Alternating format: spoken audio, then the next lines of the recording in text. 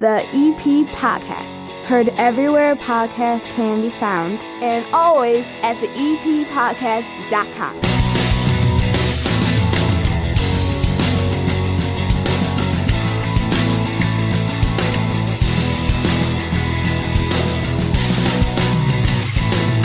The mayor of Evergreen Park and the head of District 124's curriculum selection on this program. Some very nice conversations and everything you need to know about this week in Evergreen Park, and it's all brought to you by the First National Bank of Evergreen Park. Get over there to 95th and Pulaski and get yourself a total access checking account, free ATMs nationwide, meaning whatever the fee is, they just put the money back in, making them all free no matter what the cost. $300 bonus with qualifying activities when you sign up for that account, and no overdraft charges. The mobile banking tools are easy. My kids have accounts over there. They use them. I have it with my business, my personal account, and they have award-winning customer service. In fact, it's like going into an old school bank. They wave at you. They know your name. You have a question, they take care of it. You're not sitting around trying to get an appointment for 2 weeks from next Tuesday. Again, 95th and Pulaski. Stop in and see them today. The First National Bank of Evergreen Park, member FDIC. Sitting down here at the 9-foot homemade oak bar, one of our favorite guests here on the EP podcast, Mayor Kelly Burke. How are you? I am fantastic. Happy New Year, Chris. Happy New Year. Thanks for having me again. Oh, you are always welcome. Can I mention it? Can I talk about it? I'm going to a gala. We are going to a gala, yes. I've never been invited to a gala. You've got a contingent from Evergreen Park going to this gala that's going to be down at the Field Museum. I was fortunate enough to be invited to it.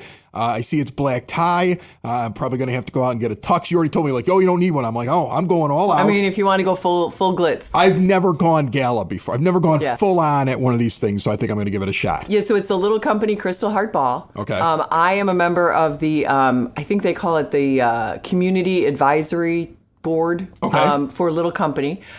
So I'm putting together a table. So you, along with your sidekick, Frank Murray, and his significant other are going to be there, along with some other, our clerk, Kelly Duffy, and her husband, my husband, Terry, and then a couple neighborhood folks. And we are going to have a good time. That's awesome.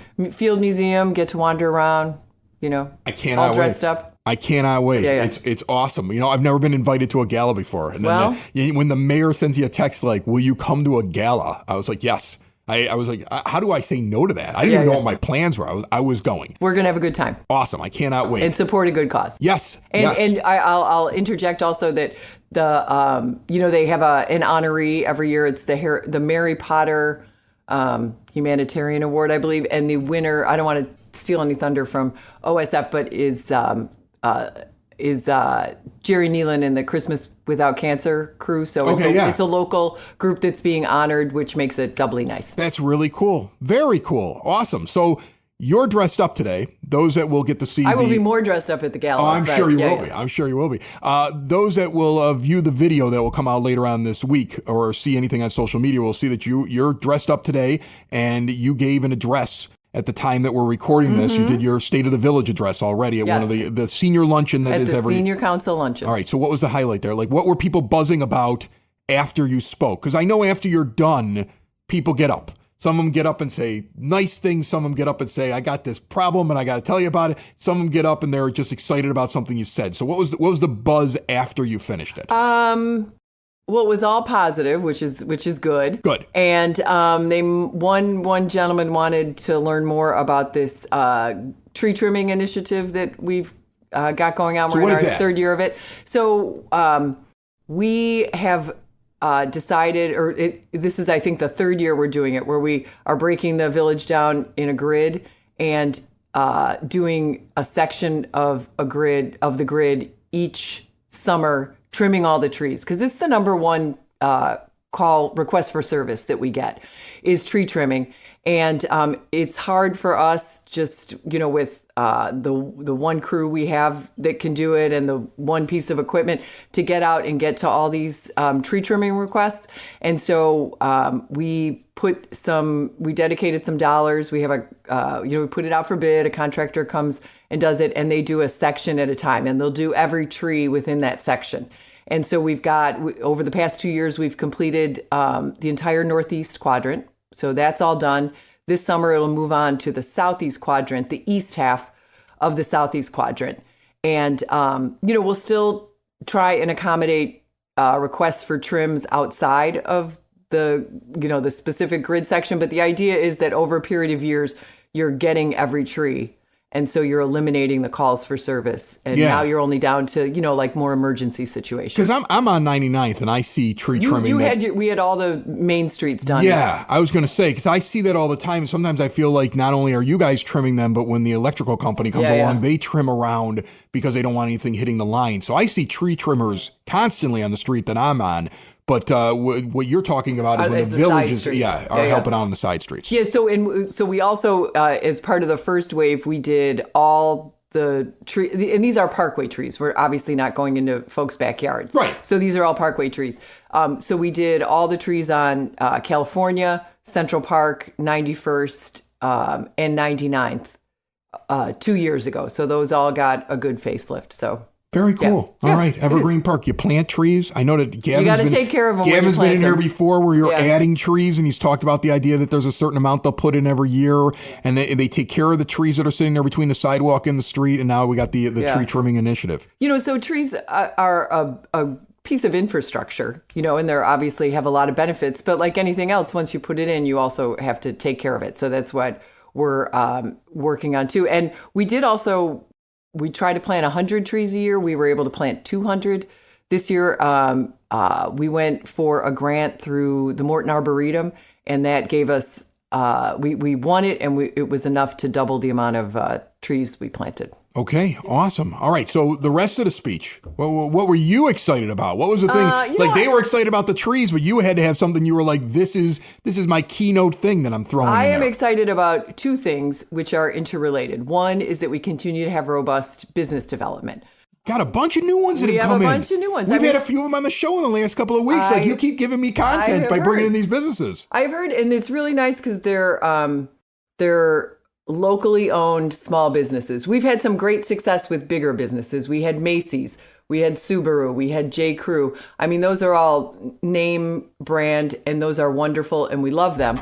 But now we've had some great success this year with bringing in small businesses. In a couple of cases, they're owned by village residents. So village residents investing their money where they live and trying to create, a retail community that is going to benefit are going to benefit the residents of our village. Obviously, we're going to have visitors from all over, but it's really kind of enhances kind of the walk to feeling that people really seem to like. So I know that the last two I had, one family lived down the block from where they opened, and the other one had an apartment above the place where they were at. So I mean, like they're literally living right there by the business. They care so much about it, and the comments that they both made was how easy it was to work with the village. I mean, I always get the feeling when I talk with people who are trying to figure out where to open their business that they may have looked at other locations outside of Evergreen Park. I mean, if you're going to invest all this money and try to figure out, where's the best storefront, you're not just going to look at one place. And they always, without me even asking, rave about how easy it is and how attentive the village is. It's clearly still a focus for you. Oh, yeah. I mean, it's, this is our bread and butter. Not only does it bring in oftentimes sales tax revenue, which is helpful, to help us provide things that our residents need and want. But, you're creating an atmosphere, an environment that is thriving, and it, and hopefully will drive other businesses to want to open up if they see that there's a thriving community. So the two you're speaking about are the record shop. Yes. And then also La Michoacana. Yes. De Daniel. My accent is absolutely terrible. No. I'm glad you said it because I screwed it up even in the interview. And they are the nicest family, and the kids are EP high school students, and they work the counter, and the mom is making all the ice cream and the fruit treats, and it's just a real family business. And they were a joy to work with. I think they're going to do really well. I think both them and the record shop are both going to do well. I mean, I've been in those are the most recent ones that have been on. Yeah. I know that there's new ownership over at the car wash on 95th, Wash U. We haven't talked to them yet, but I'm hoping to as well. There's another place, a Cheesemate. I'm hoping to stop by tomorrow to set up a future one with them. Have you been in there yet? I have been in there. So the concept for Cheesemate is Korean hot dogs, which was not on my radar. But it turns out... I didn't even know that was a thing. It is a thing. Okay. And if you asked your kids... Because I asked my kids, and they're like, "Yeah, Mom, Korean hot dogs. Come on, get with it." And I was not with it. And then some folks in our office were telling us like they love it and their kids love it. And when she goes to New York, I'm like you. It is. So I don't want to spoil the surprise. But when you go, so I have gone there, and it's really nicely done. And it's kind of they have a ordering kiosk, almost looks like a little robot. I went with the boba tea. Okay. I will just say I was not getting a full meal, so I went with the boba tea, which was delicious. And boba tea was something I just learned about, but that was something I got from one of my children. Yeah. My 9-year-old. Yeah. Wanted to get boba tea, and I was like, I don't know what the heck you're talking about. So there's a chain. I guess it's a nationwide chain, but there's numerous in the Chicago area. One is at the Chicago Ridge Mall, but there's one down near UIC. There's one right outside Chinatown. It's called Kong Dog. Okay. And if you like, that is the one that seems to be prevalent. This is a standalone, independent one, but it's like the same concept. Something to definitely try out. Yeah, you talked about some of the bigger named stores. I read in the patch maybe a week ago about how Macy's is downsizing, but Evergreen is not one of the places they're leaving because they're keeping the places that are doing strong business, and that's always a big spot over there along Western. Yep. We've talked with large business owners over there. I've talked with people that are trying to start chains. There's a lot of people that pick that location because of the cross section of different types of people that come in there and how well Evergreen will work with a new business, that it's always like a good experimental ground, and it's a place a lot of people like to move into. Yeah, and the most recent addition to the plaza was Club Pilates. We were there. We were there too. Yeah, I've taken numerous Kelly. classes there. But the owner, it's her third Club Pilates franchise. She's got one in she's kind of all over Barrington and somewhere else, and she lives further south in the suburbs. And they are thrilled with the reception that they've gotten and the number of people coming and taking classes, and it's a beautiful facility. Yeah. So that's the newest one. We continue to work with the owners of the plaza to, they've got David's Bridal. Okay. The whole chain had gone into bankruptcy, so that store has been closed. I know they are working diligently on a retailer to come in there. Can't say much more. Hopefully it all comes together. You hear who it is though, right? That's the thing. I've heard who it is. You get the heads up on these things, but you're like, I don't want to screw up the deal, and I don't want to get somebody's hopes up and then it doesn't happen. And what you find with commercial real estate is everything takes a real long time. Yeah. A lot of things start, they get to letters of intent, but then they never get to, the full. So you can't get too invested in the beginning of the process because, just experience shows a lot of these, kind of fall apart. But then once they get to, let's say, stage 2, then it's a lot more serious, and then you really start to get involved. So they've got somebody looking at that David's Bridal space very seriously, and then another food concept that I would be thrilled to have. I hope it comes to fruition. That's awesome. Yeah, it's interesting too. We talk about how you kind of know where things are going. There have been times where I've been kind of told, we think this is coming, or we think that a lot of the ones we've mentioned so far were ones that I heard about before you started seeing them start to do things. It looks like you are converting more than you're not converting on these ones that are in progress. Is that fair to say? Yeah. And I mean, we have a pretty good track record. We try and work with folks. Like there is at 95th and Francisco, the old 79th Street Barbecue. Yes. There is another. Which was not there that long. It was there for a couple of years. Was it? Yeah. Okay. I mean, but it went through COVID. Maybe the fact that I don't remember it being there that long is one of the reasons why I wasn't there for that long. I don't know. Yeah. I don't have it. But there's two residents who are neighbors, and they are doing bar restaurant that also has a focus on board games. Okay. And they've got a whole business plan. It looks really great. They are in there now doing the construction. I haven't seen it, since, they started the construction, but if you see trucks and work going on at that location, that's what it is. That'll be a nice place. That will be a nice place. They've got great plans. Yeah. And, not every young person wants to go to a bar, but they want to get together and be social. There's this, young adults, but also kids.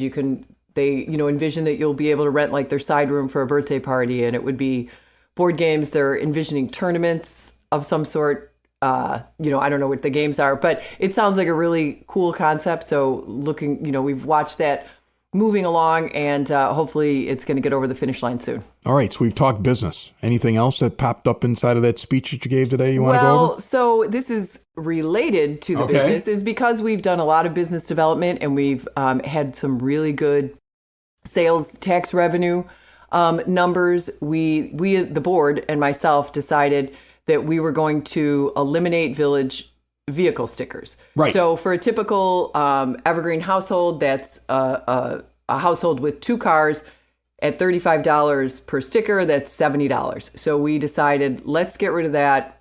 Our business community is bringing in these dollars. Let's take the burden as much as we can off the homeowner. And so that's what we did. So, we messaged that through, I think we talked about it on the show. We talked about it. You've put it on the emails. You still have people showing up trying to get them. Or nervous. Did I miss getting the vehicle stickers? Right. And so, as time has gone on, that, it's the news has trickled down, but we really did put it out every single place we could. You did. You guys were on my show multiple times talking about it. It's still the number of people who didn't hear it, so hopefully there will never be a hurricane here and we have to evacuate, because I think half the people are going to miss the evacuation. Otherwise, it sounds like everything's going very smoothly. It is going very smoothly. It was a good year. To kind of get off topic, just real quick, I'll just make a quick note. Like here in my neighborhood, I was thinking about this the other day. I went by that development that I remember a couple years ago that you were talking about, where the townhomes, and what is that? That's 98th, just to the west of Kedzie, and it looks beautiful. Yeah, like it seems like they're getting close to being completed, all of them, but it looks gorgeous. I think they're in. I don't know how many phases they are, but they, if you go by now, they're it'll be under roof. Is that satisfying to you? Like when you see everything from the beginning to the end, and you go through the whole process sometimes when it's going to be like a change is being made, or it's introducing something new to a community, or even the business development. When you get to the end, is it kind of fun to go to the unveiling or to drive by that and say, really this is what I thought it was going to be, and I'm glad it turned out this way, because, I want to be, not, you don't want to say I told you so to people. No. But it is it's got to be gratifying to sit there and say, look, this worked out. It is really it is gratifying to see a project go from beginning to end and see it turn out successfully. And, in regard to the townhouses, I've met most of the people who have moved in, and they're all retirees who had big houses, and that was the vision, wasn't it? They wanted to be close to their. That was the thing. You were like, there are going to be people that want to downsize in size in terms of how much is there. They want to be in Evergreen. They want to be near grandchildren. They're probably going to be mostly retirees moving in there. And I remember that was one of the pitches a couple of years ago. And that's what everybody I've met so far. I don't know if I've met every single resident in there, but that's the profile. You have to say that just in case a rock band. Right, and somebody said you didn't stop by, but they're thrilled to be living in Evergreen Park. That's awesome. They and one or two actually are Evergreen Parkers who downsized, but the others are I think all from Chicago, Beverly, and Mount Greenwood. But anyway, they just really enjoy living here, and that is gratifying too, to have somebody say, we're so glad we moved here, and we run into that when we deliver those bags, with the Chamber of Commerce, people who are just happy that they moved here. Yeah, it's really good. One other thing, big development this year was that our longtime clerk Kathy Aparo retired. Yes, and every time I see her, she has a grin. An enormous grin on her face, And she just seemed. I love this. We've been getting updates. We had young Jim Sexton give us an update on older Jim Sexton, the former mayor, on the last show. So we're getting updates on people lately. Both of them are doing just great. And so good for them, because obviously they both dedicated, the lion's share of their careers to the people of Evergreen Park. They deserve a nice retirement, but it's good to see them both thriving. But we were able to look inward to a village resident who had also started at OCS, the Office of Citizen Services, as a part-time employee, and she rose through the ranks and just kept taking on more responsibility. And when Kathy was ready to retire, we looked to her to take over, and that's Kelly Duffy. Yes, who's been on here before. Yes, and she's just been great. And it's also, gratifying to see somebody, an employee who you invested, some time and energy, and who also, put themselves forward and took on the extra responsibilities, and to see them thrive. So that's been great too. That's awesome. Yeah. It sounds like things are going good. Things are going good. Awesome. Great to hear. Okay. Well, then that's all we got left now is a gala, right? All we have left. All we got left is a gala. Yeah. First gentleman going? The first gentleman is going. Awesome. He's fun. I like hanging out with him. He doesn't dance though, so Is there dancing? Oh, there's dancing. I gotta dance? No, you don't have to dance, but okay. There is dancing. All right, there's dancing. Yeah. I can't wait to see this. After it's done, I'll give everybody a report on the EP podcast. Mayor Kelly Burke, thank you so much. My pleasure. Building relationships, supporting the community, and service. These are the things that Country Financial stands for. They're more than just an office you may pass by as you drive through Evergreen Park. They're neighbors who lend a helping hand and support the fabric of your community, including charitable organizations, sports, financial education, and civic organizations. And since Country is already your neighbor, they want to get together and chat. Call your local Country Financial representative, Mike Thauer, today at 708-425-1559 to talk about the things that are important to you and how he can help you protect them.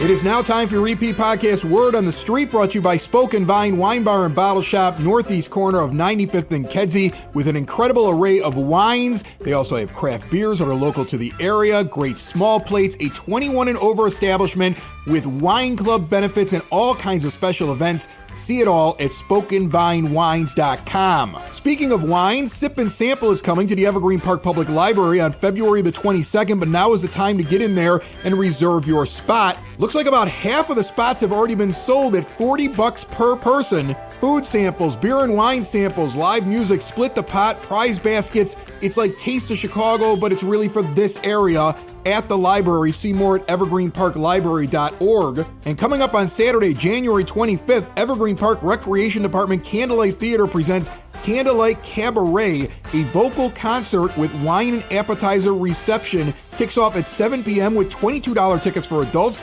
seniors and students $20 at the Evergreen Park Senior Center at 9547 South Homan. Tickets on sale at the Community Center, 3450 West 97th Street. Sitting down here at the 9-foot homemade oak bar, we have a guest from District 124 who handles things district-wide. Ashley Carlson is here. How are you, Ashley? I am doing really well this morning. How are you? Good. You were excited to come here, and you came out during the blizzard last week. Yeah. I did. I trudged through your snow. We're doing well. You pulled up, and I was trying to shovel in advance. You were. And you beat me, but luckily you brought your snow boots. Okay, yep, absolutely. Clearly excited to be here. And can't wait to talk about what you do, which is interesting. I think we've had somebody from the high school in the last couple of months that did something similar or talked about this curriculum. Yep. And there's a lot of parents that have kids at all the District 124 schools or might be having kids that are going there who are probably very interested in this. So take me through what you do. Essentially, you pick the classes, because to me, like in the grammar school level, like what variations are there, right? I mean, math is still math, right? Like English is still English. Like what are you actually looking to do, and what do you actually tweak from year to year? Absolutely. So I like to say that I feel like I have the funnest job in the district. I handle all things teaching and learning, which is really what we do every day in school systems. And that's kind of what I get to oversee. So I work really closely with the teachers, and one of the most important things that we do is provide them with the tools that they need to do the work. So they are on the front lines every day teaching students, and we need to make sure that the materials that they have are highly rated, aligned to our standards, and are doing what we need them to do. So we really look at our math curriculum and our ELA and our science and social studies and ensure that those things are doing what's necessary. See, and right away I got to translate for anybody that's listening or watching. Like ELA is English Language Arts, right? English Language Arts. I never get that too. Like when we were kids in school, it's like it's time to go to English class. Yep. Now it's like it's time to go to ELA, and you're like, what? Huh? Yep. Right. ELA really encompasses everything from your reading, your writing, your grammar. All of those necessary pieces are all kind of under the umbrella of English Language Arts. So how often do you have to change the books? Because you know, like I said, math is still math, even though I know there's different ways that they teach it now. And it was funny when they went to the new math, what is it, the core math, whatever it is. And I remember when my kids came home with it, I got it. Because that's how I thought, because I sucked at math when I was younger, and I was doing it like that in my head. So I was like, oh, wait. I get this, right? I know a lot of parents didn't, but my brain worked in that way. Yeah, so I kind of got it. But besides that major change, which I think anybody from our generation will look back at and say something massive happened in the way that they taught math, they're not really changing what adverbs are, right? No. Like there's a lot of things. So how often do you actually have to change over the books and the materials? Because a lot of that stuff is evergreen. We're constantly evolving and changing and looking at things. I would say this is my 4th year here. And when I started, there were just some things that really needed to be adjusted. So for example, math specifically, we were running 3 separate math curriculums in grades K to 8. So that meant that every couple of years, students were changing to a completely different curriculum, which really set them back. As they changed, there is different verbiage that's used, strategies are taught differently, everything. And when that changes over for them so frequently, it makes it really hard. So that was the first thing that we tackled, and we recognized that we needed consistency across all of our grade levels. So we adopted one math curriculum with a lot of feedback from our teachers and our families and everything. We piloted, we looked at all of these things, and we adopted one math curriculum. And we have seen tremendous growth just from that one change. Again, math is math. The things that you're doing are what you're doing, but really we're looking for more conceptual understanding. Like you said that you sucked at math. I was terrible. I just would disagree, because I would say you were a math thinker naturally. You understood. Yeah, my grades didn't call it that. Yes, though. Like, maybe that was not. The thing. Like in grammar school, I mean, I got good grades in grammar school. Don't get me wrong. Like I wanted to build roller coasters. Look at what I did up instead. I was looking at being an engineer, and then I went to college, and I was like, yeah, I can't do this. So my brain just did not work for that kind of thing, and then I became a broadcaster. But I find it interesting. You get everybody on board. You know, that's easier said than done. If you had one school, then I'd be like, okay, we're going to get all the math teachers in this school on board. That may be difficult. You have 4 grammar schools and you have Central Middle School. Yep. There has to be pushback. Like there have to be people that sit there and go, I've been doing it this way for 30 years. Yeah. You're out of your mind. So how do you do that? Because like I know teachers, and I'm not going to throw any of them under the bus, right? They're wonderful. The teachers are, luckily we have them. If we didn't have them, we'd all be in trouble. But I've known some who are like, yep, they're doing this differently, and I don't like it, and so like I'm still going to kind of do it this. Like you have to run into that. So what do you do when you run into that kind of thing? And I know that people probably say it all the time. I would say that one thing that Dr. Woodland and I, and as a district team and an admin team, we genuinely value the teacher's voice. And I say that with all sincerity. And we recognize. I've heard your teacher say it, so I believe you. That's the thing. Like I've heard your teacher say it to me, so I believe you. Yes. We recognize that they are on the front lines. They're the ones working with kids. And so I think that their opinion matters very deeply. And so I think that so often they just want to be heard, and they want to make sure that we understand what they're going through and what their experiences are, and how they are interpreting this curriculum. I think part of the big piece is piloting things, and seeing what works. So for math, like I said, we had 3 programs that were being run when I started. Only one of them was really highly rated and really aligned to standards, and we heard that from the teachers. So everybody was very quick to get on board with that one, which was refreshing and nice. That one was kind of an easy shift. Our shift to ELA the next year, we piloted things, and we had differing opinions, and we really worked through those through conversations and problem solving and all of those important steps along the way, and we're able to come to consensus. Yeah, so. yeah. You had to work it out. It's interesting what you're talking about in terms of the continuing education and working with the teachers. You're the person that when there's a day off, there's a late start, there's something like that, and you're teaching the teachers. You're the teacher of the teachers. Is that the best way to kind of explain that? I think we're all learning from each other, okay. but yes, I think that that was one thing that was really interesting. Dr. Woodland has a parent advisory committee, which is fabulous, and we're able to bring parents together once a month and have conversations around a lot of different things. And at last month's meeting, someone asked specifically about late starts. And, we take all of these late starts. What are teachers doing, during that time? It's a big party. It's a big party. It's wind down Wednesday. Yes, That's it. And it was interesting to me, and we really need to do a better job of communicating that out. What are teachers doing that time? Because it is often an inconvenience for parents and families to, have to shift their schedules on Wednesdays. But we really do get so very little time with teachers when they're not teaching. They're teaching all day with kids. And so to have that time to do things like professional development and to look at student work and to have some of these meetings, and that's when our principals do their staff meetings. So we're going to post kind of what that schedule is for our teachers so that families can see that. But I really stress that is such valuable time that we use to the max every single week. We are 4 elementaries that feed into 1 middle school. And so even just having time where we can get all of our 3rd grade teachers together in a room to meet and discuss how things are going, what's working, what's not working.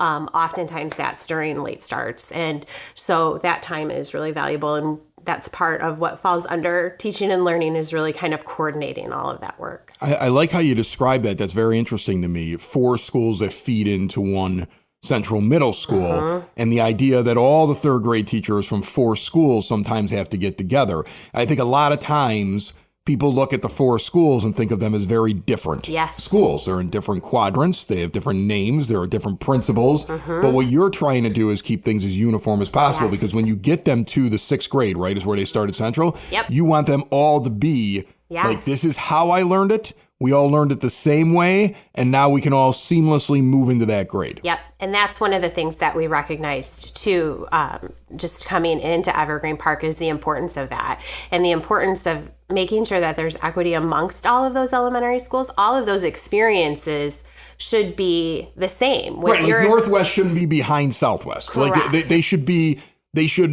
should all be equal. Like, you shouldn't be sitting there saying, well, if only I lived over here, it would be better because that school's better. Right. The idea is they should all be on equal footing. Yes, and we want to make sure that when they come into 6th grade, we shouldn't have maybe one school that, I know that this student is from Southeast because they're strong in math.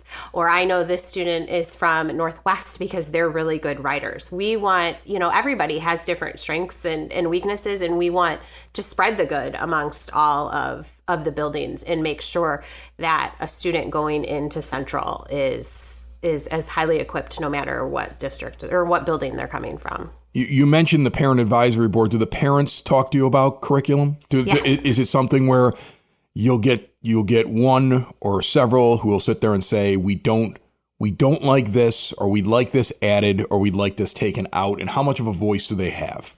I would say what really strikes me on this is when we had our, like I said, our strategic planning meetings back when Dr. Woodland had started that first year, and curriculum was one of the things that we talked extensively about during those meetings with a lot of community members, and their voice really matters. And one of the things that we did hear over and over at that meeting was the frustration with the math and the frustration with, them learning it one way and then switching to something else, and then they're having to learn something different.